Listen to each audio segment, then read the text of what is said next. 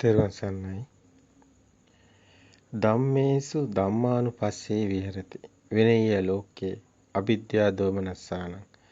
සත්තාන විසුද්ධියාය ශෝක පරිත්‍යාවානං සමතික්කමාය. දුක්ඛ දෝමනස්සානං අත්තගමාය.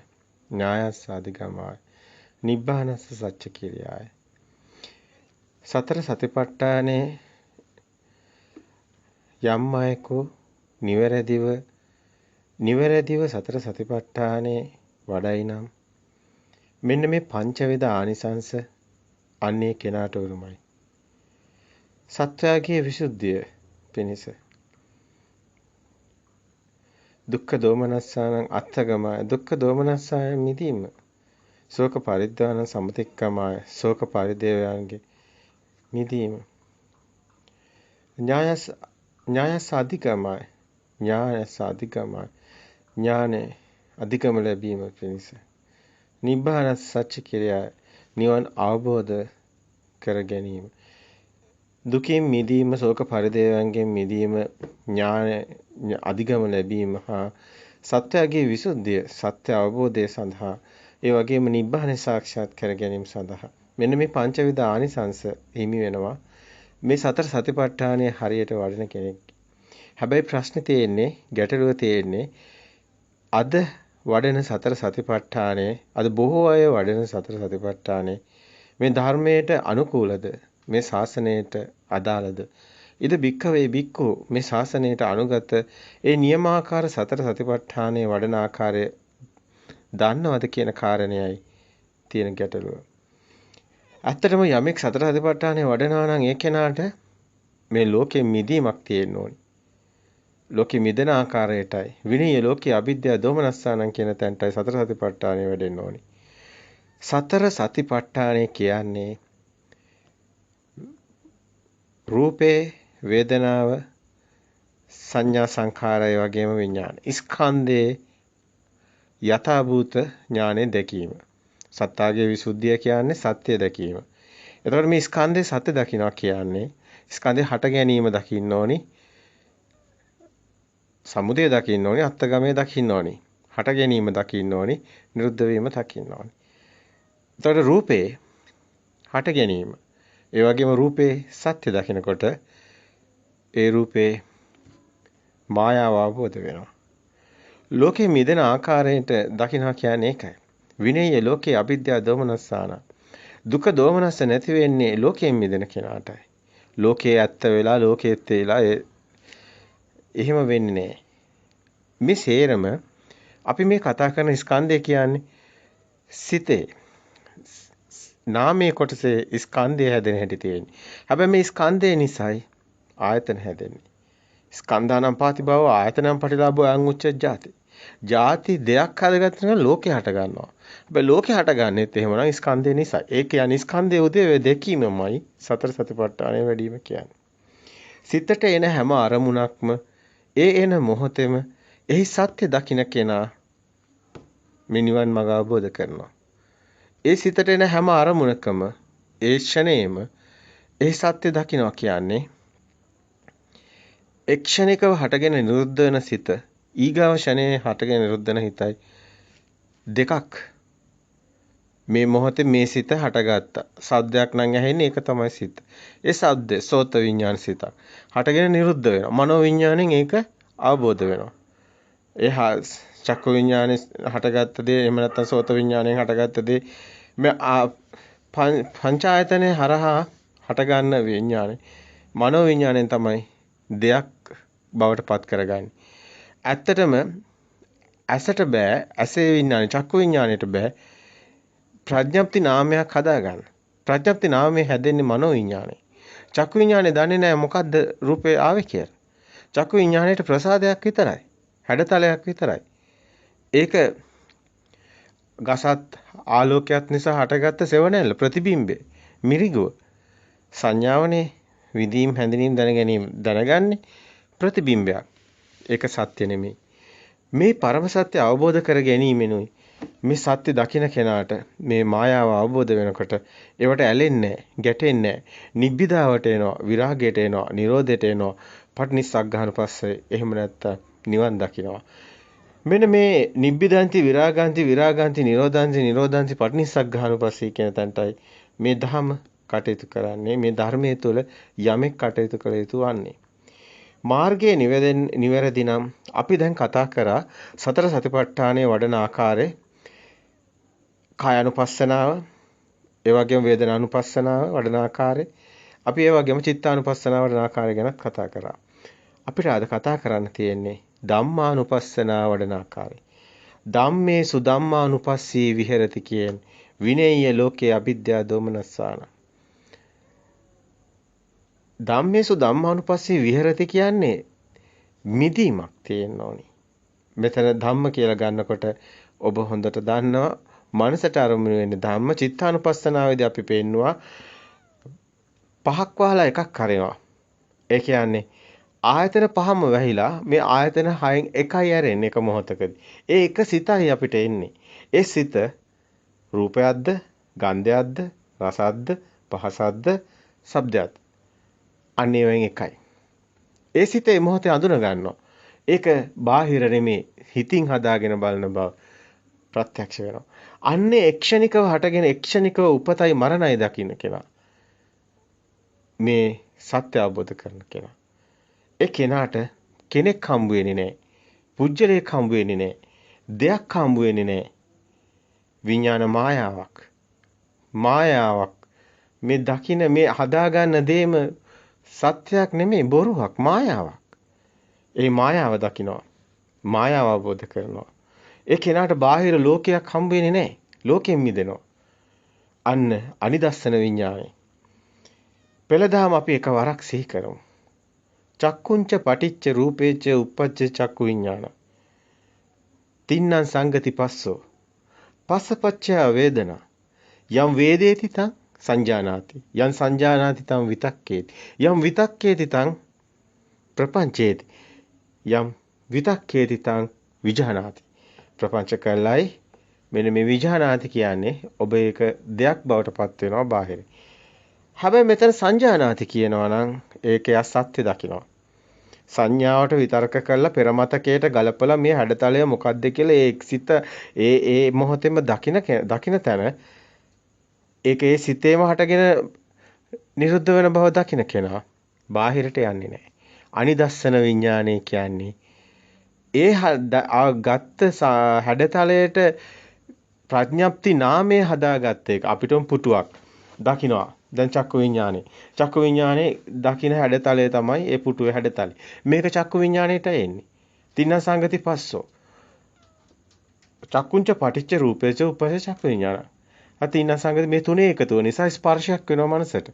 මනසට ස්පර්ශය නිසා විඳීම් හැඳිනීම් දැනගැනීම වේදනා සංඥා සංකාර. දැන් පෙර මතකයේ අනුව මේ හැඩතලයේ තියෙන එකට කියන්නේ පුටුව.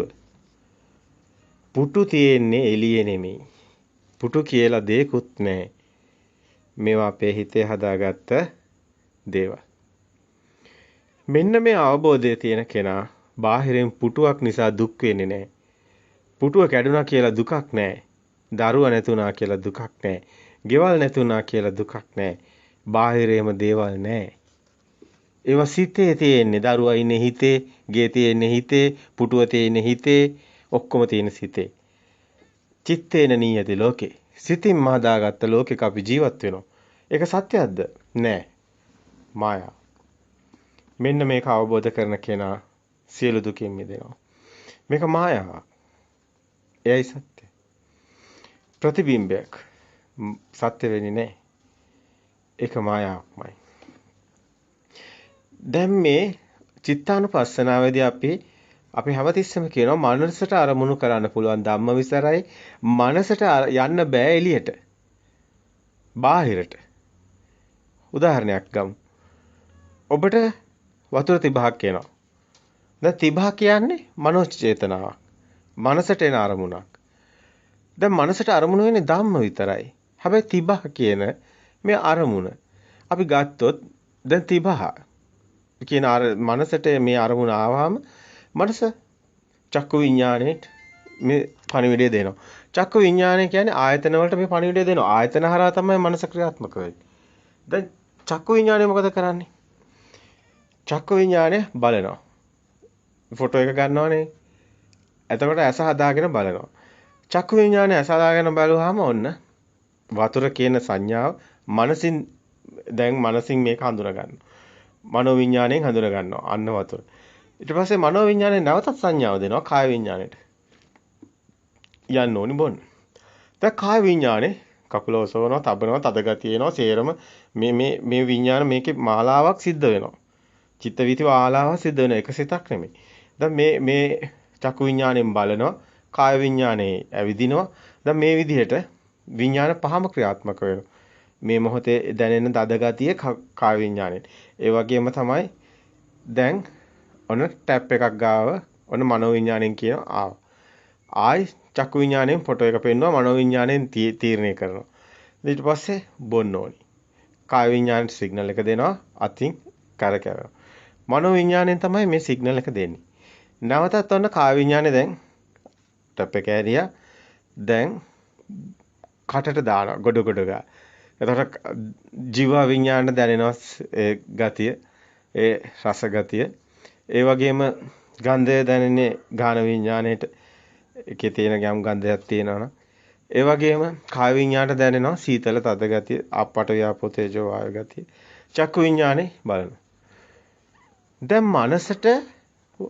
මනසින්ම තීරණය කරනවා ඇති කියලා ඊට පස්සේ ටැප් එක ආයි අර විදිහටම සිග්නල් එක දෙනවා කාය විඤ්ඤාණේ වාන නැවත චක්කු විඤ්ඤාණේ ෆොටෝ එක අර බලන එක කරනවා ඊට පස්සේ නැවත ඇවිල්ලා කාය විඥානේ එනවා. තත්ගතිය මේ ඔක්කොමත් මනෝ විඥානට සිග්නල් එනවා.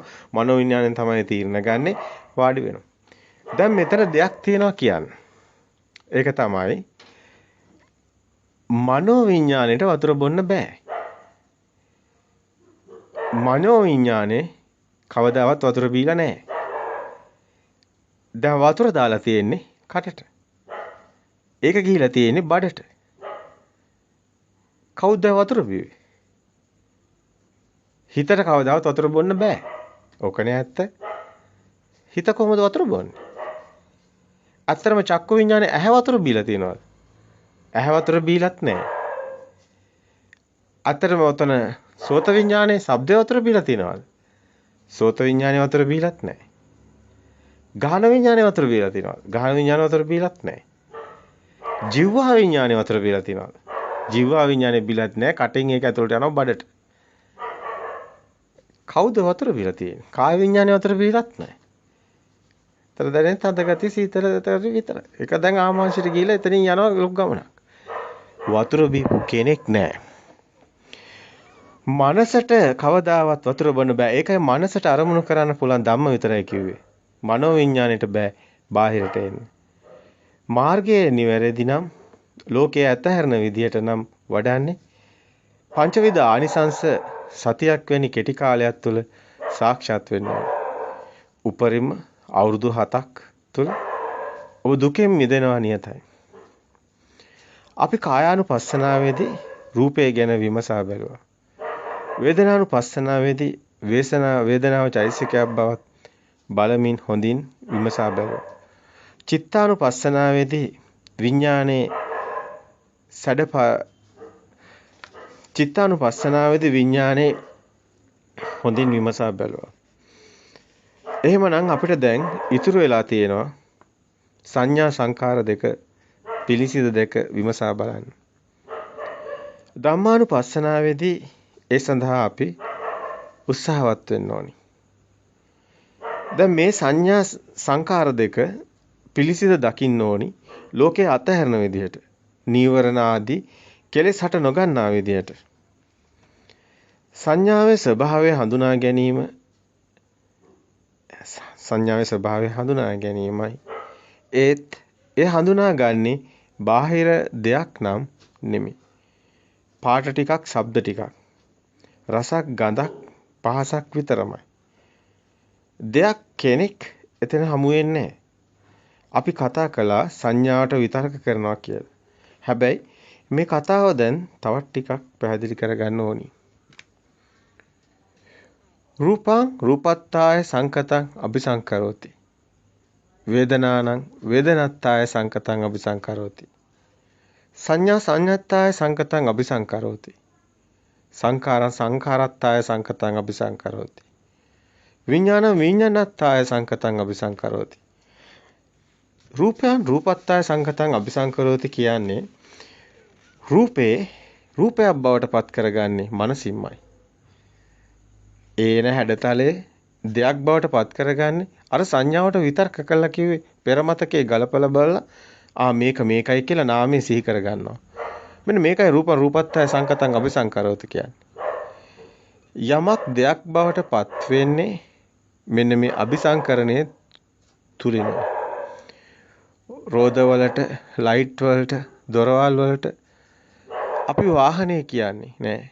නමුත් ඒ රෝද, ලයිට්, දොරවල් සේරම එකතු වෙච්ච ඒ සියලු අවයව එකට එකතු කරලා එක් ආකාරයකට තැබුවාම අපි කියන වාහනයක් කියලා.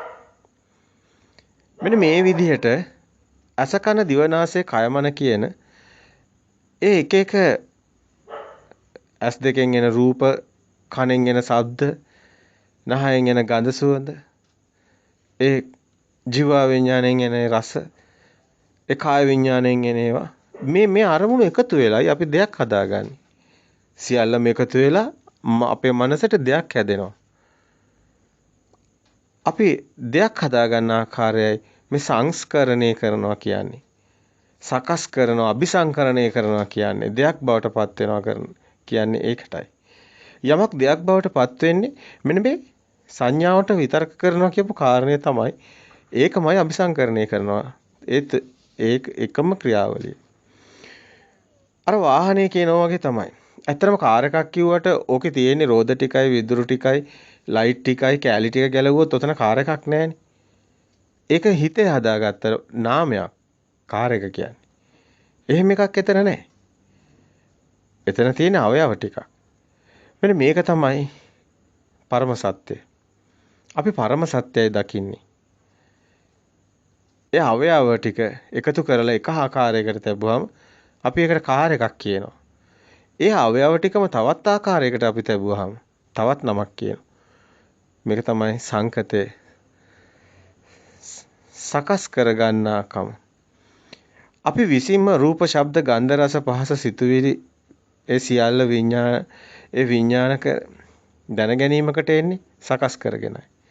එකට එකතු කර සාදාගත් හැඩතලයකට, මිරිඟුවකට, සංඥාවකට මුලා වෙලා චේතනා පහල කරනවා. දැන් අපිට චේතනාවක් එනවා. සිතුවිල්ලක් තියෙනවා. දෙයක් තියෙනවා. අපි දෙයක් හදාගෙනයි තියෙන්නේ. පිට තියෙන දෙයක් නෙමෙයි. මේක ඇතුළෙන්ම හදාගන්න දෙයක්. වේදනාව සංඥාවක් නැති තැන චේතනාවකුත් නැහැ.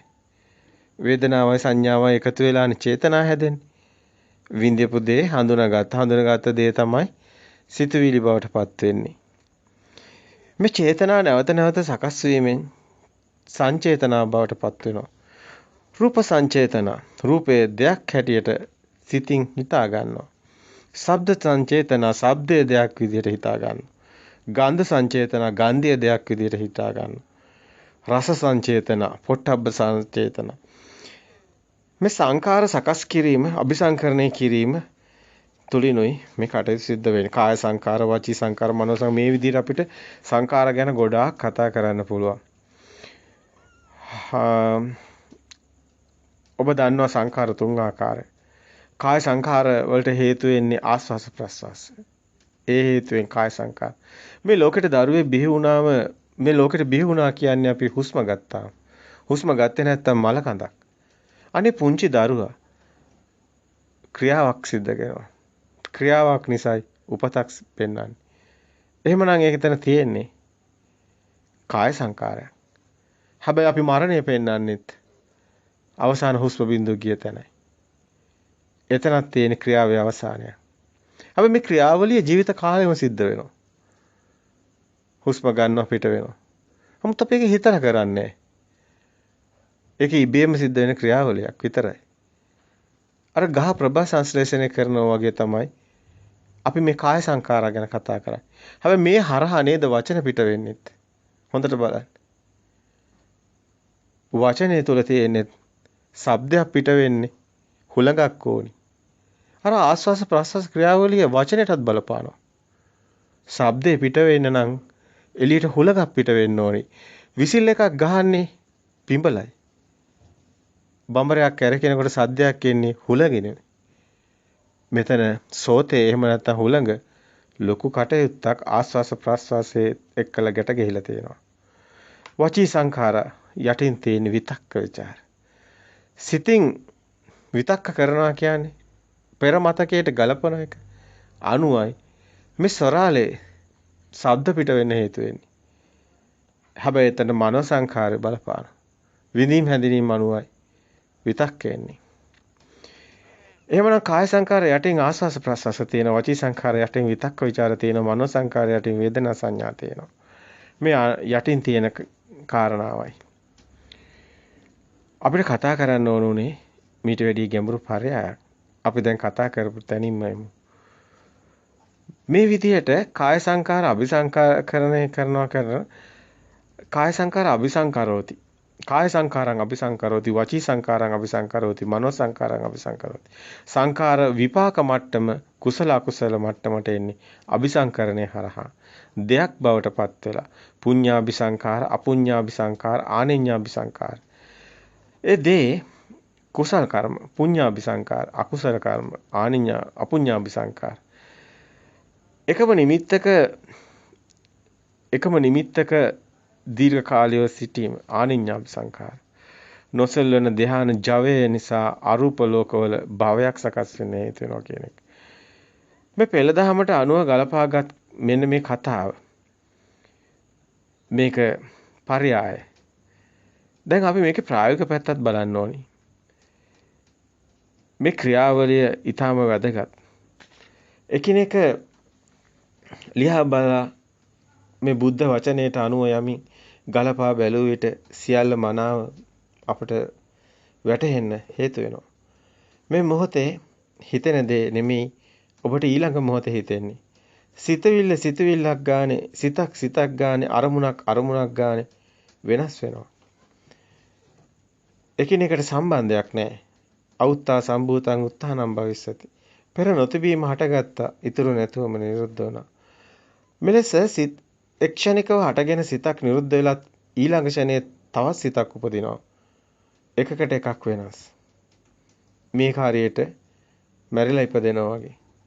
හැබැයි ඒ ෂණයම මෙතන උපතය මරණය තියෙනවා. ඒකයි එක් සිතක ඉපතය මරණයයි අපි මේ කතා කරන පරයය තුළ මේ ඉපදුණු දවසේ ඉඳලා තියෙන ජීවිතේ કોઈ ශරීරය පොළොවට පස් වෙනකොට පෙන්න මරණෙකුයි නෙමෙයි අපි කතා කරන්නේ. අපි කතා කරන්නේ හැම ෂණයකදීම සිදුවෙන සත්‍ය මරණයක්. මේ සිත හටගෙන නිරුද්ධ වෙනවා. ඇත්තට මේ ශරීරය පොළොවට පස් වෙන දවසට ඔබ මේ ශරීරයෙන් මිදෙන දවසට ඒ අවසාන සිතක් එක සිතක් උයි උපදින්නේ. එතනත් උපදින්නේ එක සිතක් විතරයි. අද මෙතනත් උපදින්නේ ඔබට එක සිතක් විතරයි. ඒක හොඳින් දකින්න ඕනේ මේ ගැඹුරු කාරණයක්. මේ මොහොතේ ඔබ කොතනද ඉන්නේ? ඔබ කුමක්ද හිතන්නේ? ඒ හිතන දේ නෙමෙයි ඔබට ඊළඟ මොහොතේ හිතෙන්නේ. සිතුවිලි මාරු වෙනවා. ඒ මාරු වෙන වේගය වැඩි නිසා අප හොඳින් සිහිය පවත්වා බැලුවේ නැත්තම් සතිය පිහිටුවේ නැත්තම් ඒ සඳහා සමාධියක් තිබුණ නැත්තම් මේක නුවණින් දකින්න හැකියාව ලැබෙන්නේ නැහැ. හැබැයි මේ කියන පරයය ඊටාම ගැඹුරුයි. සිත දකින එනේන සිත දකිමින් අත්හරින තැනටයි කටයුතු සිද්ධ වෙන්නේ. එනේන සිතට සත්‍ය පෙන්නනවා කියන්නේ එතන මේ සිත අතහැරෙනවා. අත්‍තරම සත්‍ය දකින තැන මායාව පේනවා. සත්‍යයක් නෙමෙයි බොරුවක් කියලා තේරෙනවා. ඒ සිතක් ඉපද නිරුද්ධ වෙලා ඊගා සිත ඉපද නිරුද්ධ මේ ඉපදුණු පෙර සිතක් තියෙන පෙර මතකයක් පයි. වර්තමානයේ අපිට හමු වෙන්නේ නැහැ. අපි අතීතයත් එක්කම ඉන්නේ. ඔබ දැන් මේ මොහොතේ ඔබ ආපු සිත බලනකොටම ඒ සිත ඔබ හඳුනාගන්නේ පෙර ඔබට කියපු දෙයක් නිසා. ඒක පෙර මතකයක්. වර්තමානයක් වෙන්නේ නැහැ. වර්තමානයේ අපිට කවදාවත් හමු වෙලා නැහැ. අතීතං නාත්ව ගම්මේය නප්පටික්කං කිය අනාගතං. පච්චුප්පන්නං චේ ධම්මා තතර විපස්සති. අතීතේ පහව ගොසින් ඒ සිත ගිහිලා ඉවරයි. අනාගත සිත තාම ඇවිල්ලා නැහැ. හැබැයි ප්‍රත්‍ය උප්පන්න ඇති වෙලා නැති වෙන මේ සිත අතීතේ නිසයි මේ සිතක් උපදින. අතික මතකයේනේ මේ සිතක් කියන්නේ. දැන් ඔන්න ඔබ බලන්න දැන් අපිට සද්දයක් එනවා. බල්ලෙක් දැන් බිරුවා. දැන් බල්ලා බුරන සද්ද එනවනේ. දැන් බරමුණ සද්ද බල්ලෙක් කියන්නේ කවුද කිව්වේ? නැත්නම් ඔබ සද්දයක් විතරයි. බල්ලෙක් කියන එක කියන්නේ අපේ හිත. අපේ හිත කියනවා බල්ලෙක් බුරනවා කියලා. එතකොට බල්ලා හදාගත්තේ අපි. එළියේ තිබුණේ සද්දයක් විතරයි. සද්දයක් විතරයි. ඒකට දෙයක් එකතු කරා. අන්න ඒකයි ජීවත් වෙනවා කියන්නේ. ආත්මයක් කියන්නේ. ආත්මයක් උපදින්නේ පැනවීමක් නිසා. නාමයක් හටගෙන සිතක් හටගත්ත නිසා. ඔය සිත හටගත් ආකාරය දැකීම තමයි සුකර නෑ කියන්නේ. ලේසි නෑ. කතිසියුම් කාරණයක් ඒක. හැබැයි සිතක් හැම මොහොතෙම උපදින සිත දකිනවා නම් කෙනෙක් එයා මහා ශ්‍රේෂ්ඨයි. එයා සිතින් මිදෙනවා. එයා සදා අමරණීයත්වයට පත් වෙන කෙනා. ඒ සිතුවිලි වලට රැවටෙන්නේ නැහැ කියන්නේ. ඔහු සිතිනුත් මිදෙනවා. ඒ සිතුවිලි බාහිර දෙයක් හම්බ වෙන්නේ නැහැ කියන්නේ. ඔහු බාහිර ලෝකෙනුත් මිදෙනවා. ඔහු ලෝකෙන් මිදෙනවා කියන්නේ ලෝක විදු වෙනවා. ලෝකේ ජයගත්ත වෙනවා. මෙලොවත් මිදිලා පරලොවත් මිදිලා ඔහු සදා අමරණීයත්වයට පත් වෙනවා. මේ එක්ෂණික සිතේ සත්‍ය දකින්න කෙනා. ඒ මහා භාග්‍යවන්තයා අන්නේ කෙනා. මේ සබහාදම අවබෝධ කරන එක ලේසි නෑ. මේ ධර්මතාවය අවබෝධ කරන එක ලේසි නෑ. ඒක ලේසි නම් හැමෝම නිවන් දකිනවා. එහෙම වෙන්නේ නෑ. බොළඳ හිතකට, පටු හිතකට මේක ලේසියෙන් කරන්න බෑ. මේකට ගැඹුරු නුවණක් ඕනි. ඒක නුවණින් දැකිය යුතු කාරණයක්. සන්තිකේ නිබ්බිදාය. නිවන් දැකෙන්නේ අවබෝධයෙන්.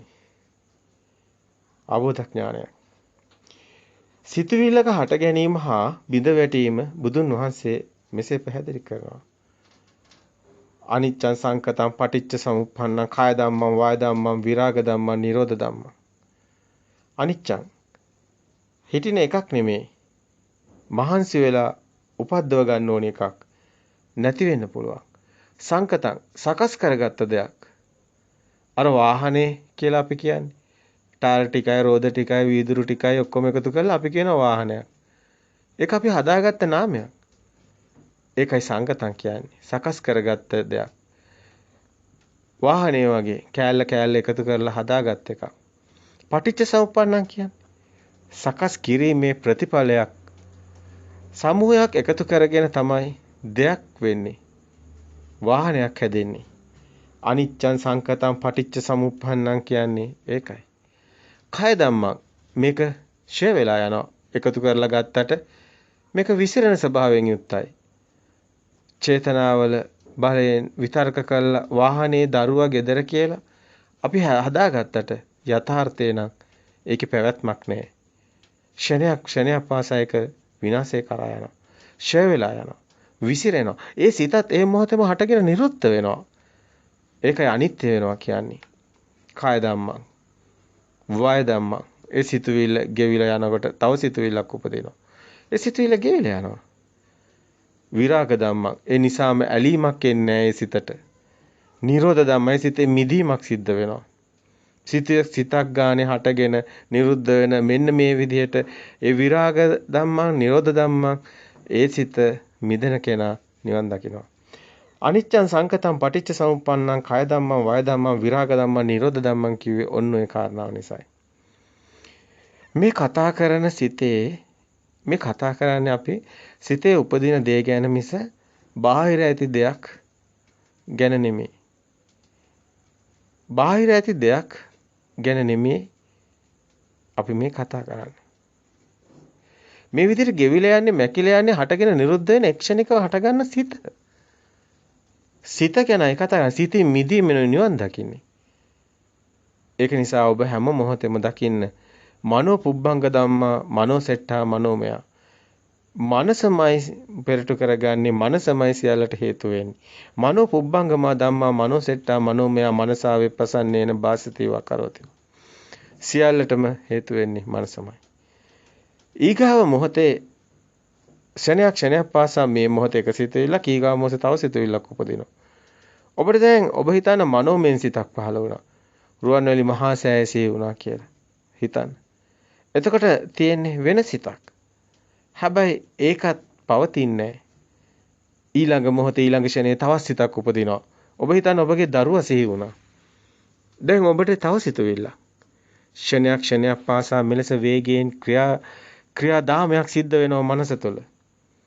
මනස තුළ මේ මහා වේගයෙන් සිද්ධ වෙන්නේ ක්ෂණයක් පාසා.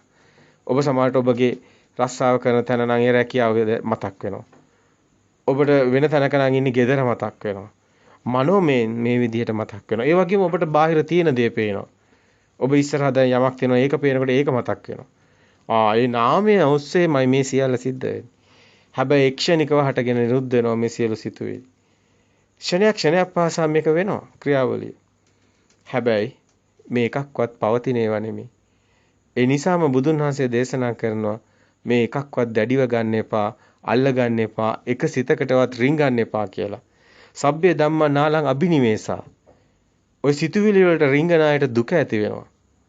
ওই සිතුවිලි තමන්ගේ කරගත්තොත්, තමන්ගේ කියන දෙයක් හදාගත්තොත් ඒවා පවතින ඒවා නෙමෙයි එකක්වත්. සිත පවතින්නේත් නැහැ. ඒක නිසා අනිත්‍ය ස්වභාවය, ලෝක ස්වභාවය අවබෝධ කරගත්තොත් ඔහුට දැනෙනවා දුකට හේතුව මොකක්ද කියලා. මේ සිතට අල්ල ගැනීමයි දුක ඇති වෙන්නේ. ඒ සිත ඉපිද නිරුද්ධ වුණා. ඒ සිතට ඇලුන් නැත්තම්, ගැටුන් නැත්තම් දුකක් ඇති වෙන්නේ ඒකයි දිත්තේ මත්තම් මුතේ මුත මත්තම් සුතේ සුත මත්තම් විඤ්ඤාතේ විඤ්ඤාත මත්තම් කියවේ. දහරු චීර බාහිර ජාතියට දේශනා කරපු ඒ බුදුවදන මේ ශාසනය තුල තියෙන ඇත්තටම බොහොම කෙටි කාලයක් තුල ධර්ම දේශනකින් නිවන් දැකපු කෙනෙක් බව සනිටුහන් කරනවා. දිත්තේ මත්තම් දුටුවානම් දුටුවා පමණි. දුටු දෙයක් නෑ, දුටු කෙනෙක් නෑ. දුටුවානම් දුටුවා පමණි කියනකොට මේක තේරෙනවා. දැකීමක් පමණයි. මේක හිස් බැල්ම කියලා කියන්නේත් මේකටයි. හිස් බැල්මකින් ලෝකේ ජීවත් වෙන කෙනා රහතන් වහන්සේ. ඔහුට දෙයක් නැහැ. තිබුණත් එකයි, හිටියත් එකයි, කැඩුනත් එකයි, බිඳුනත් එකයි. ඇලීමක් නැහැ, ගැටීමක් නැහැ. සියල්ල ඒ විදිහටම සිද්ධ වෙනවා. රහතන් වහන්සේත් ඒ විදිහටම කටයුතු කරනවා. නමුත් කිසිවකට රිංගලා නැහැ. ඇලිලා නැහැ. බුදුන් වහන්සේ දේශනා කරනවා මෙන්න මේ පරයය. මේ සිතුවිලි වල බැහැ ගන්න නැතුව රිංගන්න නැතුව ඉන්න කියලා. සිතුවිලි වලට ඇලිලා වටිනාකම් දීලා ඒවයින් අපි රැකවරණයක් හොයනවා. අපිට වටිනා දේවල් තියෙනවා. මං ගොඩාක් වටිනවා කියලා හිතනවා. මම කියන පුජ්‍යලයා මේ ලෝකේ වටිනම කෙනා තමයි හැමතිස්සෙම Tamanට දැනෙන්නේ. ඇත්තටම කිසිම තේරුමක් නැති කිසිම දෙයකට මරුණට පස්සේ ප්‍රයෝජනෙට ගන්නෙ නැති හිස් දරකඩක් වගේ එකක් මේ කය. ගහක් දිමට වැටුනොත් දරට හරි ගන්නවා. කයක් දිමට වැටුනොත් කිසිවකට ගන්නෙ නැහැ. ඒකයි පරම සත්‍ය. මේ කය කිසිම දෙයකට ගන්නෙ නැති එකක්. ඊට වැඩිය මේ අපි පරිසරයේ තියෙන දේවල් පොළොවට වැටුනම ඊට වැඩිය ප්‍රයෝජන ගන්නවා. නේ? ඔබට ඒක දැනෙනවා නේ? මේ කියන කතාව. සිතුවිලි වලට ඇලිලා වටිනාකම් දීලා අපි රත්තරන් කියලා කිව්වම අපිට සිතක් පහළ වුණා ලොකු වටිනාකමක් ඇති වෙනවා. නමුත් පුංචි දරුවෙකුට මැණික් කැටයක් දුන්නත් එයා දිම ගාලා පොලේ ගහලා යයි යන්න. එයාට ඒක වටින්නේ. ඇයි වටිනාකම තියෙන හිතේ. පුංචි දරුවාට සිතුවිලි නැහැ. පුංචි දරුවාට ඒක නිසා ඒක වටිනාකමක් නැහැ. ඔබේ හිතේ ඒව තියෙන්නේ. ඔබයි හිතන්නේ වටිනවා කියලා. එහෙනම් වටිනාකම තියෙන්නේ මැණික් වල නෙමෙයි හිතේ. සිතුවිලි වලයි වටිනාකම තියෙන්නේ. සිතුවිලි වලට ඇලිලා වටිනාකම් දීලා ඒවයින් අපි රැකවරණයක් හොයනවා. අපි පුදුනේ කම්සප හොයන්න. අපි කම්සප හොයන කාම භූමියක ඉපදිලා ඒ කාම භවයක සිතුවිලි නගනවා. ඒ සිතුවිල්ලක් අල්ලගත්තත් ඒ ෂය වෙන වැය වෙන ස්වභාවය අපි ජීවත් වෙන්නේ බියෙන්මයි. ඇයි මේක හැම මොහොතෙම නැති වෙන්න පුළුවන්. හැම මොහොතෙම අපේ හිතේ ඉන්නේ බියෙන්. අපි තියනවා කියන සිතුවිල්ලක ජීවත් වෙනවා.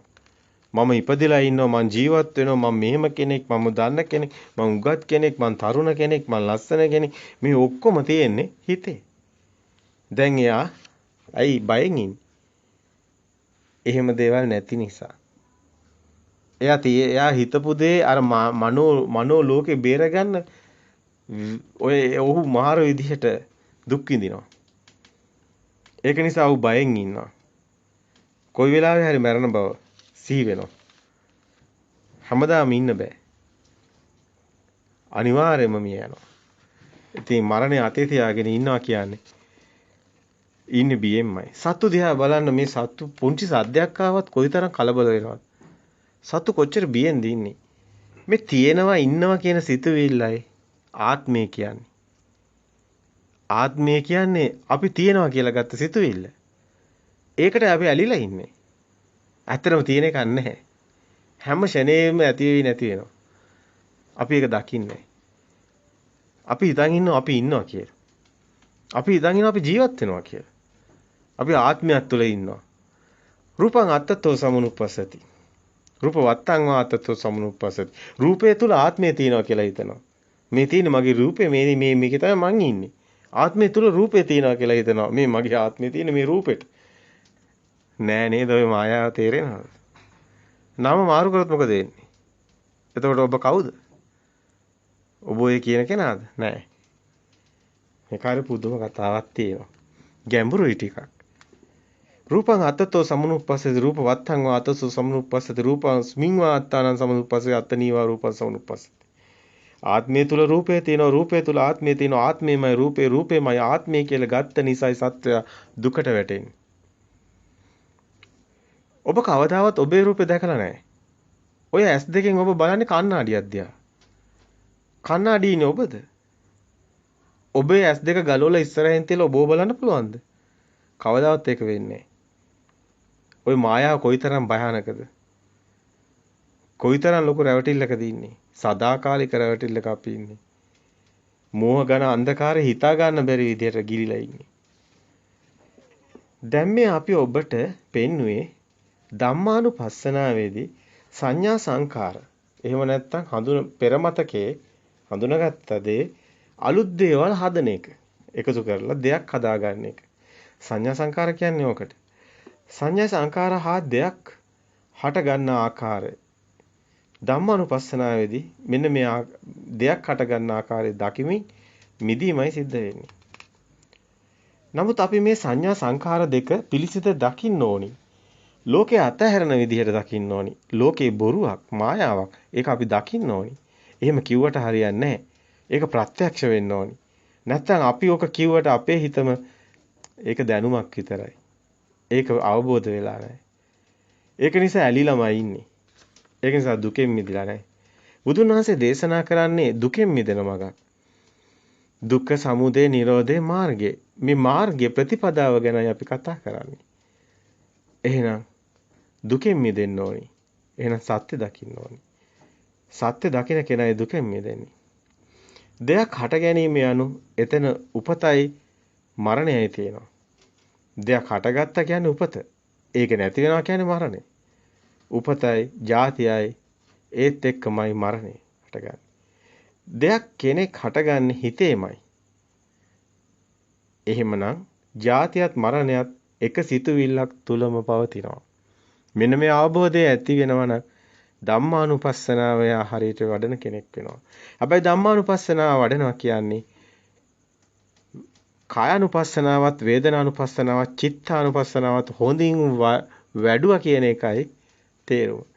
මේ සියල්ලම එකට ගැට ගැහිලායි තියෙන්නේ. හැබැයි මේ සංඛාර අනුව යමින් දෙයක් කෙනෙක් හදාගත්තොත් ඒ අවිද්‍යා මායාවේ මෝහයේ රැවටීමේ නොදන්නාකමේ හේතුවෙන් සංඥාවේ මිරිඟුවට රැවටිලා විතර්ක කරමින් චේතනා පහල කරමින් කායික ක්‍රියාවට වාචික ක්‍රියාවට මානසික ක්‍රියාවට රැවටිලා බාහිරින් දෙයක් හදාගෙන අර මගේ දරුවා අර මගේ ගෙදර අර මගේ වාහනේ අර මගේ දේවල් නියම කියාගෙන අපි හිතේ දේවල් හදාගෙන ඉන්නවා. ඔය ඔක්කොම මායාවයි. දෘෂ්ටීන්. අපි දකිනවා සමහර මිනිස්සු තාප්ප ගහගෙන මේ මගේ ඉඩමේ කියාගෙන ඉන්නවා. අවුරුදු 50 60ක් ඉඳලා එයා මැරිලා යනවා. තව කෙනෙක් ඊට පස්සේ ඒකම කරනවා. ආයෙත් මැරිලා යනවා. ආයෙ තව කෙනෙක් ඇවිල්ලා ඒකම කරනවා. එයත් මැරිලා යනවා.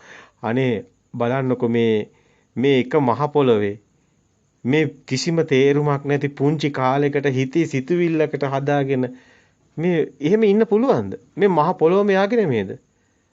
එයා මරණම පොළොවට පස් වෙන්නේ නැද්ද? ඒ කය පොළොවට අයිති නැද්ද? මොකද්ද ඒ විහිළුව? එයාට පුළුවන් ද කෑල්ලක් පොළොවේ කඩාගෙන යන්න? ඒක වෙන්නේ නැහැ. මේ මායාව බොරුව රැවටීම මේ බොළඳ හිත් වලට තේරෙන්නේ නැහැ.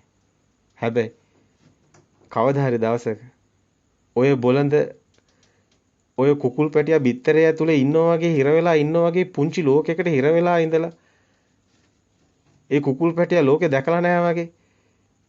ඔහු කුඩුම්බයක් හදාගෙන කුඩුම්බය ඇතුලේ අන්ධෙක් වගේ ජීවත් වෙලා මැරිලා යනවා.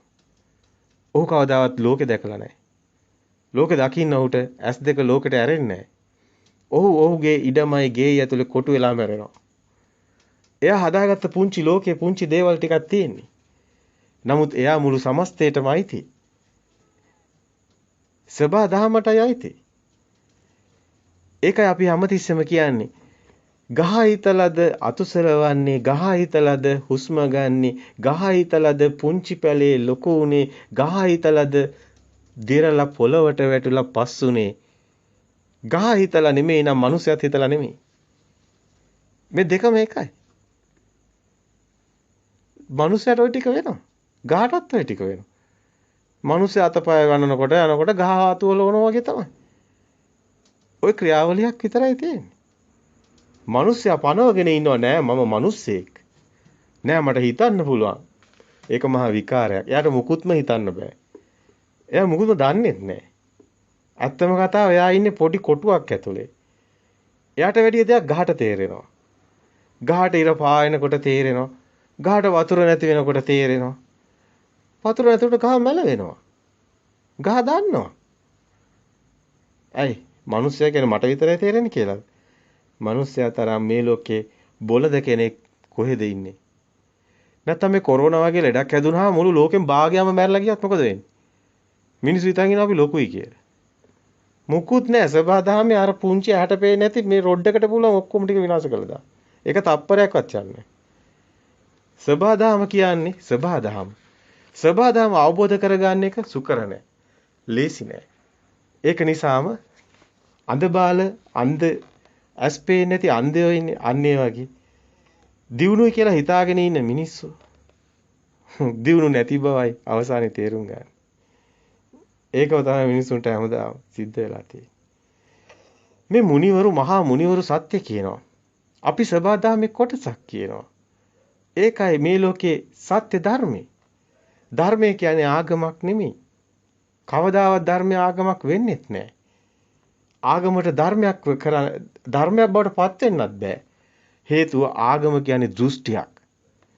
මිනිස්සු විසින් හදාගෙන පොත් ලියාගෙන තමන්ගේ කියන කොටසක් වෙන් කරගත්ත දෘෂ්ටිය. ඕකේ කොටු වෙලා එක එකා මරාගන්නේ. ඕකේ කොටු වෙලා දුක් විඳින්නේ. මේ මිනිහා මරබිය නිසා ආගමක් හදාගන්නවා. මරබිය ඇවිල්ලා තියෙන්නේ බොරුවක් නිසා. එක් ක්ෂණයයි ජීවත් වෙන්නේ හැමෝම. එක් ක්ෂණයක එක සිතයි උපදින්නේ. මරණ මොහොතෙත් එක සිතයි උපදින්නේ. ඒ සිතයි අවබෝධ කරගන්න ඕනේ. මේ ශරීරයේ පොළොවට පස් වෙන දවසක්, ඇති වෙන දවසක්, බොළඳ මනසකට තේරෙන්නේ නැතුව පා වෙනවා. අසරණකමට නේ අසරණකමට ආගම් වලට බැඳිලා පව් කියලා හිතෙනවා. තව තව අය මරා ගන්නවා. මිනිස්සු එකිනෙකා කොටා ගන්නවා, මරා ගන්නවා. බෙදිලා සමස්තේම සබහාදහම කියලා හිතුණා නම් සේරම මිනිස්සුන්ගේ ඇඟේ ලේ තියෙනවා. සේරම මිනිස්සු හුස්ම ගන්නවා. සේරම මිනිස්සු මහ පොළොවේ මැරිලා පස් වෙනවා. ඔක්කොම සමාන නැද්ද? මහා ආදරේ අසල්වාසීන්ට ප්‍රේම කරන්න, මුළු ලෝකෙටම ප්‍රේම කරන්න මහා ආදරයක් යාට දැනෙනවා. එයාගේ ඇඟේ පස් තියෙන්නේ. මහ පොළොවේ පස්. නෑකම තියෙන්නේ සබහාදහමට. හිත විතින් දෘෂ්ටියක් ගහගෙන කොටුවක් හදාගෙන දුක් විඳිනවා. අසරණ මිනිස්සු. පව්. මේ සබහාදහම අවබෝධ කළොත් මුළු ලෝකෙම යාගේ. එයාට මුළු ලෝකෙම අයිති. එයා සදා අමරණීයයි. කවදාවත් මැරෙන්නේ නැහැ. මැරෙන දවසක් නැහැ. ශරීරය පොළොවට පස් වෙන එක යාට අදාළ නැහැ. ඒක සබහාදහම. එයා එක්ෂණේ සිත හටගෙන නිරුද්ධ වීම දකිනවා නම් එක් ක්ෂණයක්වත් අපි ඉන්නේ නැහැ. පෙර මතකයක් නිසායි මේ සිතක් හටගන්නේ. පුංචි දරුවා ලෝකෙට එන්නේ මුකුත් දන්නේ නැතුව. පුංචි දරුවා රස දන්නෙත් නැහැ. ඒවත් උගන්වනවා. අම්මා කියන්නේ කවුද කියලා දන්නෙත් නැහැ. ඉපදෙනවා කියන්නේ මොකද්ද කියලා දන්නෙත් නැහැ. මැරෙනවා කියන්නේ මොකද්ද කියලා නැහැ. කක්කත් කනවා. ඇයි ඒ රස ඒවා එයා දන්නේ නැහැ. ඒක නිසා කියනවා සුද්ධාත්මය කියලා. ප්‍රභාසං චිත්තං. ප්‍රභවේ මූලේ අන්න කෙලෙස් නැති හිත සමනල්ලු අල්ලනවා. පා වෙනවා, හුලඟ අල්ලන්න යනවා. හඳ ඉල්ලනවා, ඉර හඳ ඉල්ලනවා. එයාට ලෝකේ ගැන කිසි අවබෝධයක් නැහැ. අන්න ගස් වලට සමානයි. ගස ප්‍රභාස්වරයි, පුංචි දරුවා ප්‍රභාස්වරයි. සුද්ධාත්මේ දිව්‍ය ස්වභාවයේ තියෙන මනුස්ස ස්වභාවයට ඇහෙන්. දිව්‍ය ස්වභාවය කියන්නේ සිතුවිලි නැති තැනයි. සිතුවිලි මිදුණු තැන දිව්‍ය ස්වභාවය තියෙනවා. කෙනෙක් සිතුවිලි මිදිලා මොහතකට ඉන්න පුළුවන් නම් එයා ඉන්නේ දිව්‍ය ස්වභාවිකයි. අන්න දිව්‍ය ලෝකේ ඉන්නවා. මේක හරි අමාරුයි කෙනෙකුට තේරුම් ගන්න. ජීවත් වෙලා ඉන්නකොටම දිව්‍ය ලෝකේ ඉන්නවා කිව්වා. විශ්වාස කරන්න පුළුවන්. මේ ලෝකෙට පහළ වෙන සියලු මුනිවරු කියනවා මේ කතාව සදා අමරණීය දේවත්වයට කත. තමුණයි දෙවියන් වෙන කවුරුත් නැහැ. සියල්ලම සිත තුලින්මයි. බුදුන් වහන්සේ තුන් ලෝකෙම පනවන්නේ බඹයක් පමණ වූ මේ ශරීරය තුල හිත තුලිනුයි. රූප ලෝකේ, කාම ලෝකේ, අරූප ලෝකේ හිතේ තියෙන්නේ. බ්‍රහ්ම ලෝකේ හිතේ තියෙන්නේ. ඔය සිතුවිලි වලින් මිදුණු තැන දේවත්වයේ තියෙන බව කිසි කෙනෙක්ට තේරෙන්නේ නැහැ. සිතුවිලි වලට මොහතකට සමුදීලා නිහඬව බලන්න. පොඩ්ඩක් නිහඬ වෙන්න. ඔතන දිව්‍ය ස්වභාවයපත් වෙනවා. සිතුවිල්ල පහළ වුණු ගමන් කිලුට වෙනවා. ප්‍රභාසර සිත කිලුට වෙනවා. ඕකයි පුංචි දරුවගේ ප්‍රභවයේ තියෙන වෙනස. සබා දහමේ මේ සිතුවිලි වලයි ලොකු වෙනසක් තියෙනවා. සිතුවිලි අපිව දූෂණය කළා. සිතුවිලි අපිව විනාශ කළා. සිතුවිලි නැති තැන ප්‍රභවේ ශුන්‍යතාවේ චේතෝ විමුක්තිය එතනයි.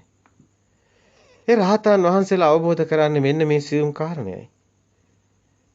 අපි ධම්මානුපස්සනාව වඩන්නේ සතර සතිපට්ඨානය වැඩුවේ මේ සියල්ල අවබෝධ කර ගැනීම සඳහාමයි. එහෙනම් අපි අවිද්‍යාවෙන් මිදී අවිද්‍යාව මත ගොඩ නැගුණු ඒ සංස්කාර ලෝකයෙන් නිදහස් වෙලා සත්‍ය ලෝකයට යන්න ඕනි. ධම්මානුපස්සී විහෙරති. සම්පජානකාරේ විනය්‍ය ලෝකේ අවිද්‍යා දෝමනස්සාන. මේ ධම්ම කියන්නේ සිතුවිලි. සිතුවිලි කියන්නේ චෛසික කියන්නේ වේදනා සංඥා සංකාර. මේ සේරම එකමයි. අපි දෙයක් හඳුනගන්නේ විඳලා. මේක පාට, මේක සත්ත්‍ය, මේක විඳීම්. මේ විඳීම් නිසායි අපි ගාව තියෙන දත්ත ගබඩාවෙන් තෝරනවා.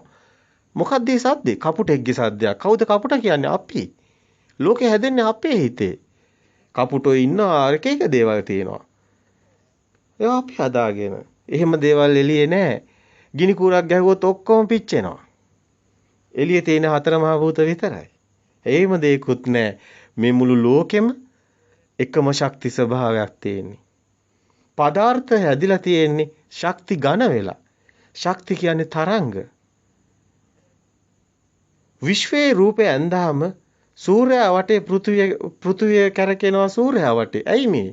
ඇයි මේ කැරකෙන්නේ? ඔබට මේක තේරෙන්නේ නැහැ. මේ ශක්ති ස්වභාවය මොකක්ද කියලා. ඔබ මේ පස් කැටයක් අරගෙන කෑලි කෑලි කඩන්න. විද්‍යාගාරයට ගිහිලා අන්වීක්ෂයකට දාලා තවත් ටිකක් කඩලා බලන්න. ඔබට හම්බ වෙනවා කුඩාම පරමාණු. දැන් ඔය අන්වීක්ෂයෙන් බලන්න ඕකේ රූපේ මොකක්ද කියලා. විශ්වයේ රූපෙමයි. විශ්වයේ තියෙන රූපෙමයි ඔය පරමාණු න්‍යෂ්ටික වටේ ඉලෙක්ට්‍රෝන ප්‍රෝටෝන කරකිනවා. ඕක ශක්තිය, ඕක තරංගේ. ඔය තරංග වලින් මුළු පදාර්ථම හැදිලා තියෙන්නේ. මුළු පෘථුවියම දවසක ලෝක විනාශය ගැන කතා කරනකොට සප්ත සූර්යෝගම සූත්‍රයේ බුදුන් වහන්සේ දේශනා කරනවා සූර්යාගේ රශ්මිය 7 ගුණයක් තරම් විශාල වෙලා මුළු පෘථිවියම අලු වෙලා කිසිම දෙයක් නැති තැනක අලුත් දූවිලිත් නැති තැනක විශ්වයටම එකතු වෙලා යනවා කියලා නැති වෙලා. දිව්‍ය ලෝක බ්‍රහ්ම ලෝක සියල්ලම අලු වෙලා යනවා කියන එක මොකුත් නැහැ කියනවා. හිස් ශුන්‍යතයි. මොකද්ද මේ කිව්වේ? පෘථිවිය ඇතුනේ කොහොමද? ඒකත් බුදුන් වහන්සේම දේශනා කරනවා. මේ විශ්වයේ දැන්ට විද්‍යාඥයෝත් කියනවා ශීරපත ඇති වෙන්නේ කොහොමද? විශ්වයේ මේ දේවල් ඇති වෙන්නේ කොහොමද? ග්‍රහ ලෝක ඇති වෙන්නේ කොහොමද? මේකේ කවුරුත් නැහැ. මේකේ මිනිහෙක්වත් නැහැ. ශක්තිය විතරයි තියෙන්නේ. ඒකට විශ්ව ශක්තිය කියලා මුනිවරු කියනවා. මේ විශ්ව ශක්තිය බවට තමන්පත් වෙනවා. ඒපත් වෙන්නේ සිතවිලි වලින් මිදෙන කොටයි. ඒක තියෙන්නේ දිව්‍ය ස්වභාවයේ ඔතනයි. ඒ ස්වභාවයේ එහා ගිහිලා බ්‍රහ්ම ස්වභාවය. ඒ ස්වභාවයේ එහා යනවා බුද්ධ ස්වභාවය. එතන ශුන්‍යත්වයට යනවා ශක්ති ශුන්‍යත්වයක්. හිස් තෙලුත් ඉවරණක්, තිරත් ඉවරණක්. පහන නිවි ගියා. ආලෝකේ නැති වුණා. ගිය තැනක් කොයින්ද? ඔන්න ශක්ති ශුන්‍යත්වයට බුදුන් වහන්සේ නිවන පෙන්වන්නේ එහෙමයි. සදා අමරණීයයි.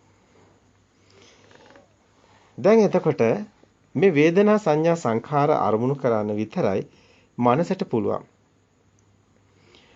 මනසට පුළුවන් වෙන්නේ ඇත්තටම සිතුවිලි ගැන අරමුණු කරන්න විතරයි. වේදනා සංඥා සංඛාර අරමුණු කරන්න විතරයි මනසට පුළුවන්.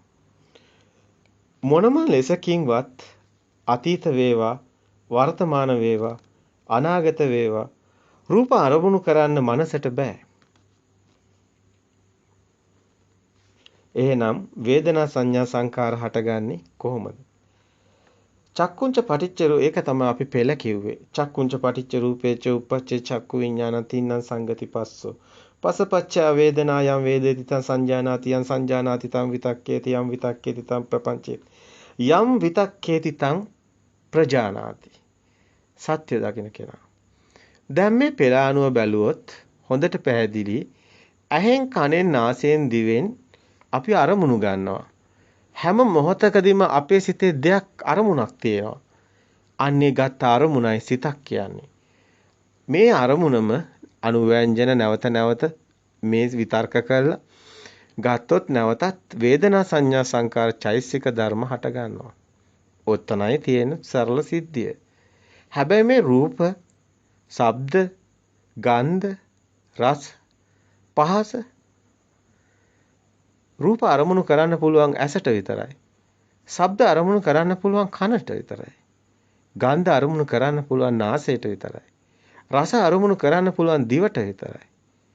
පහස අරමුණු කරන්න පුළුවන් කයට විතරයි. මනසට බෑ. ඒකයි ඇත්ත.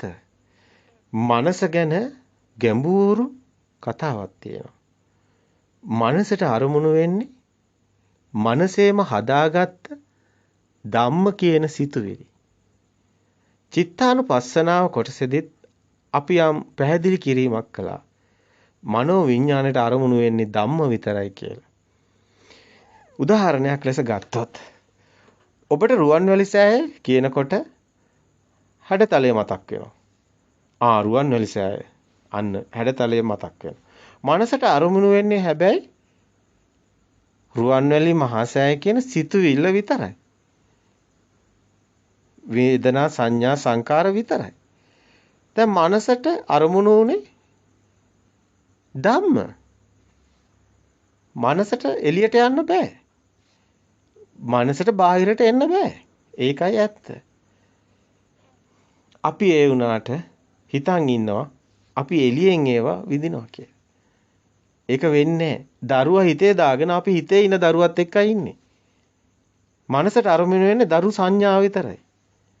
එහෙම දරුවෙක් එළියේ නැහැ. හිතින් හදාගෙන ඉන්නවා අපි දරුවෙක් ඉන්නවා කියලා. හිතින් අපි ඒ දරුවා මැරෙනවා, දුක් වෙනවා, ලෙඩ වෙනවා නෝ. ඉතින් අපිත් දුක් වෙනවා. දරුවා මැරිලා අවුරුදු ගණන් අඬනවා. ඇයි හිතේ දරුවා තාම ඉන්නවා. දැන් දරුවා ඉන්නේ හිතේද එළියේද? දරුවා ඉන්නේ හිතේ. දැන් අපි දුක් වෙන්නේ එළියෙන්ද හිතෙන්ද? අපි දුක් වෙන්නේ හිතින්. දැන් මේක එළියට ආයිතිද? දරුවට ආයිතිද? නෑ. අපි තනියෙන්ම හදාගෙන තනියෙන්ම හිත ඇතුලෙන් දුක් විඳලා ඉන්නේ. දරුවා දන්නෙත් නැහැ. ඔන්න ඔකයි ඇත්ත. ඔය ඇත්ත තේරුම් ගන්න ටිකක් අමාරුයි. මේ මොකද්ද මනස කියන්නේ කියලා. අතීත අනාගත වර්තමාන දෙයක් තැනක් කෙනෙක් මනසට අරමුණු කරන්න බෑ. කවදාවත් වෙන්නේ මනස අරමුණු කරන්නේ ධම්ම. හැබැයි කාම ලෝකයේ නිමිති හැඩතල සංඥා ලෙස හිතට අපි ගන්නවා. බාහිර තියෙන ඒවා අපි නිමිති විදිහට මනසට ගන්නවා අරමුණු. මනසින් අරමුණු කර ගන්නවා. හැබැයි කවදාවත් මනසට බාහිරට යන්න බෑ. ඒකයි මනසට තිබාවට මනසට වතුර බොන්න බෑ. ඇයි? මනසට කවදාවත් වතුර බොන්න බෑ. ඒ මනසටයි තිබා එන්නේ. කවදාවත් මනසට වතුර බොන්න බෑ. වතුර දාන්නේ කටට යන්නේ බඩට ආමාශයට යනවා. එතනින් පස්සපැත්තෙන් එළියට යනවා. මනස වතුර පීලා තියනවද? නැහැ. මනසට කවදාවත් බාහිරට සම්බන්ධ වෙන්න බෑ. ඕක අවබෝධ වුණු කෙනා ලොකු ගමනක් යනවා. මනස මොකද්ද කියලා අවබෝධ වෙනවා. සංඥාවට විතරක් කරලා අපි බාහිර ලෝකයක් හදා ගන්නවා. දැන් වේදනාව ගත්තොත් වේදනාව මනසට අරමුණු වෙන්න. දැන් අපිට වේදනාවක් හමු වුණොත් අපි වේදනානුපස්සනාව වඩනකොට කිව්වා එතනදී මේ වේදනාව අපි හිතන්නේ කකුලෙන් එන්නේ කියලා. හැබැයි ඔය කකුලට උඩින් නූලක් ගැට ගහලා බලන්න තදට. ඔය වේදනාව කකුලෙන් නම් එන්නේ ඒ දිගටම එන්න ඕනි. නෑ. නිර්වින්දනය වෙනවා. හිරි වැටෙනවා. එතකොට කකුලට වේදනාව දැනෙන්නේ නෑ. එහෙනම් වේදනාව කොහෙද තියෙන්නේ? හිතේ. මේක මහා පුදුම කතාවක් නේ. ඇත්තමයි. සත්‍ය මේ අපේ බොළඳ මනසට වැටහෙන්නේ නැහැ. මේ බොළඳ මනස ඇතුලේ ඉන්න තාක් ඔබට සත්‍ය අවබෝධ කරගන්න බෑ. මොකද මේ මනස තුන්වෙනි ඇහැ. එහෙම නැත්තම් මේකට විශේෂ නම් ගොඩක් තියෙනවා. චක්කුම් උදපාදේ. මේ ධර්ම ඇස අවදි වෙන්න ඕනි. ලෝකේ පරම සත්‍යම දකින්න ඕනි. එවිට ඔබ සත්‍ය තුල ඉන්නවා. එවිට ඔබ සත්‍ය ලෝකේ හඳුනා ගන්නවා. මොකද්ද කියලා. අන්නේ යා ලෝකවිදු ලෝකේ ජය ගන්නවා. සදා අමරණීයත්වයට පත් වෙනවා. එයාට තුන් ලෝකෙම ජය ගන්න පුළුවන්. මහා ශක්තිය උපදිනවා. මේ වේදනාව ආවේ කකුලෙන්ද? වේදනාව එන්න පුළුවන්. මේ අපි වේදනානුපස්සනාව වඩනකොට අපි ගැන කතා කරා. අපි දැන් ඒ ගැන නැවතත් සීකිරීමක් විතරයි කරන්නේ. අපිට දැන් ඕන උනේ ධම්මානුපස්සනාව ගැන කතා කරන්න. හැබැයි මේ වේදනාව කිව්වහම මේක කියන්න ගියේ නම් රූපේ, ශබ්දේ, ගන්ධ, රස ඒවා අපිට සැප වේදනා කියලා දැනෙන්නේ. නමුත් ඒක අපේ හිතේ තියෙන්නේ. නමුත් අපි කැමති නැත්නම් අපිට සැපක් නෙමෙයි දැනෙන්නේ දුකක්. සැප දුක ආවේ බාහිර තියෙන බඩු මුට්ටු වලින්ද? ඔය බාහිර තියෙන බඩු මුට්ටු කිව්වද මේ ඔයාලට දැන් මේකට දුක එනවා කියලා? නෑ. ඒවා අපි හිතේ හදාගෙන සැප දුක් විඳින්නේ බාහිරේ තියෙන බඩු මුට්ටු වලින් නෙමෙයි හිතේම තියෙන හිතින් හදාගත්ත වටිනාකම් සහ නොවටිනාකම් කියන හිතින් හදාගත්ත සිතුවිලි නිසා. සිතුවිලි වලින් මිදුණු තැන ඔබ වේදනාවෙනුත් මිදෙනවා. සැප දුක් වලිනුත් මිදෙනවා. සදා අමරණීය කිව්වේ ඒකයි. මේ සංඥා මිරිඟුව බාහිරින් එන නිමිත්ත. අර මුවා මිරිඟුවට රැවටිලා වතුර කියලා හිතාගෙන හති වැටෙනකන් ගිහිල්ලා මැරිලා යනවා. මෙන්න මේ වගේ. අපි බාහිර බඩු මුට්ටු වල සැප තියෙනවා කියලා හිතාගෙන බඩු මුට්ටු හොය ඔය බාහිර තියෙන එක එක දේවල්, දරුවෝ, ගෙවල්, දොරවල් හැමදේම අපි ඒවෙන් සැප තියෙනවා කියලා හිතන්නේ. ඒවෙන් තමයි සැප හොයන්න යන්නේ. නමුත් අන්තිමට මොකද වෙන්නේ? අර මුවාට වෙච්ච දේ. වතුරේ කියලා මුවා රැවටිලා තියෙන මිරිඟුවට. දුවලා හති වැටලා අන්තිමට මැරිලා යනවා. අපි ජීවිත කාලෙම දරුවන්ගෙන් මුණුබුරන්ගෙන් ගෙවල් වලින් අරවයි මේවයින් ඇඳුම් වලින් බඩු මුට්ටු වලින් කෑම වලින් හොයලා හම්බුණාද? මැරෙනකොටත් දුකෙන් මැරෙන්නේ.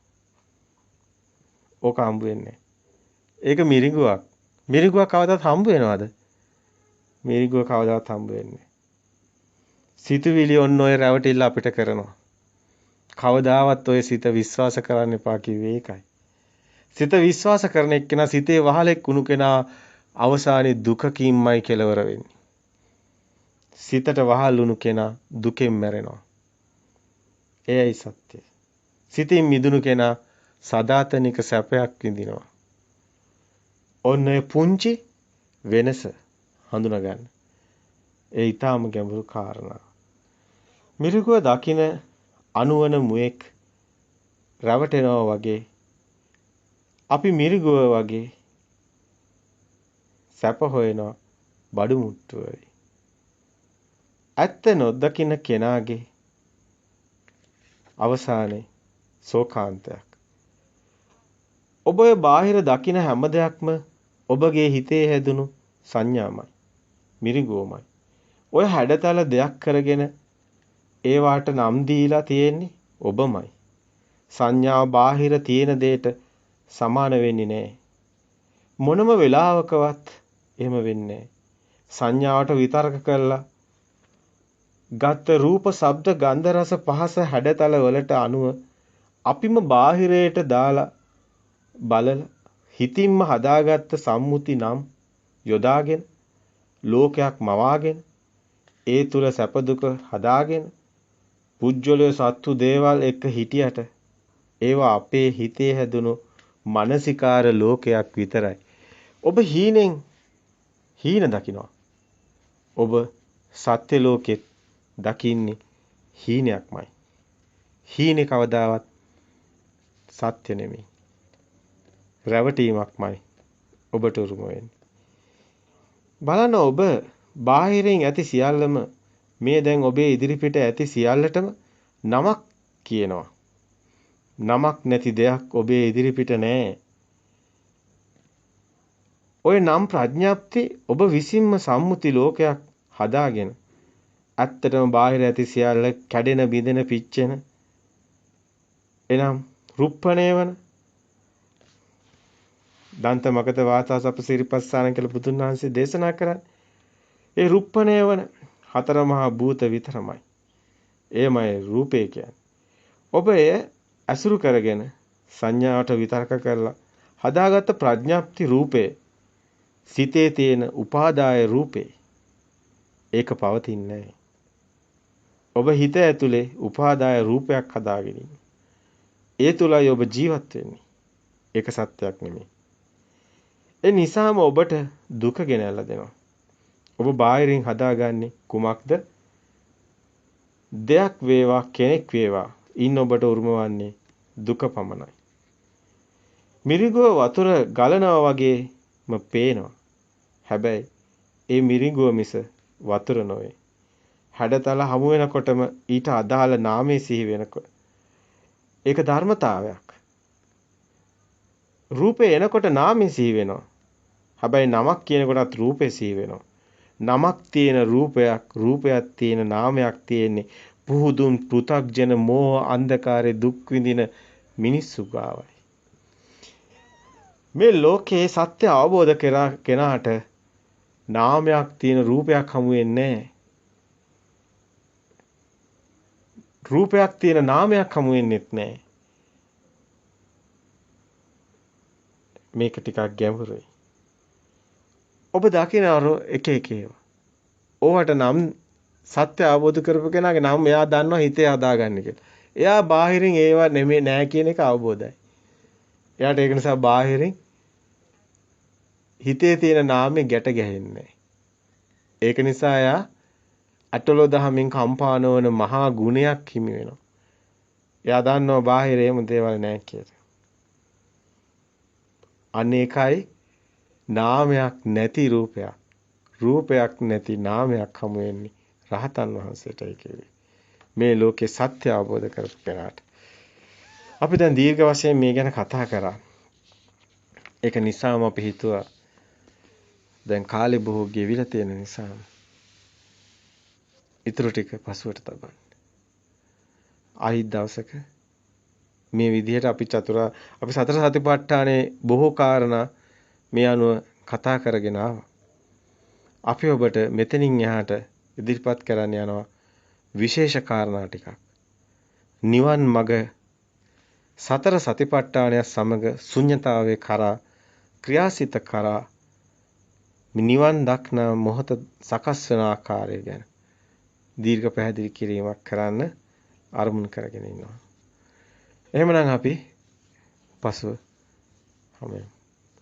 මේ සියල්ල ඔබට නිවන් මඟට ප්‍රතිපදාව සකස් කරගන්න ඒ එන මොහොතේ ඒ එන ෂණේම හිත දැකලා ඒ හිතට ඇලෙන්නේ නැතුව ඒ හිතට සත්‍ය දැකලා ඒ හැම ෂණයක් පාසාම උපදින මරණ ෂණයක්ම දකින්න.